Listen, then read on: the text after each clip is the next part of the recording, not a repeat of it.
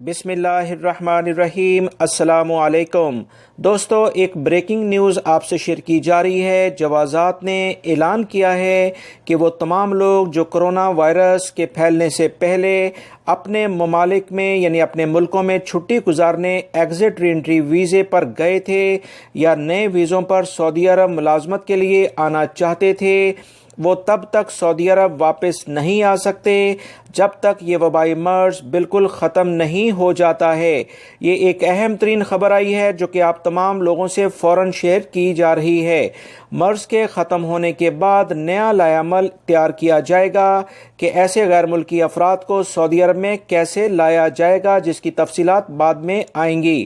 اس لحاظ سے دیکھا جائے گا کہ جن ممالک میں لوگوں کو سعودیہ آنا ہے وہاں وبائی مرض کرونا کی کیا صورتحال ہے، لوگ کس حد تک متاثر ہیں۔ اس سارے عمل میں کچھ وقت یا کافی لمبا عرصہ بھی لگ سکتا ہے۔ جوازات نے واضح طور پر اعلامیہ جاری کر دیا ہے کہ چھٹی گئے لوگوں کا فی الحال ابھی واپس آنا ممکن نہیں ہے، چاہے انٹرنیشنل فلائٹس چل بھی جائیں، ایسے افراد فی الوقت ابھی نہیں آ سکتے ہیں۔ کچھ اہم اطلاعات آئی تھیں دوستو جوازات کی جانب سے جو فوراً شیئر کی گئی ہیں۔ تازہ ترین خبریں جاننے کے لیے میرے چینل کو دیکھتے رہیں اور ویڈیو کو لائک اور شیئر لازمی کر دیجیے گا۔ السلام علیکم۔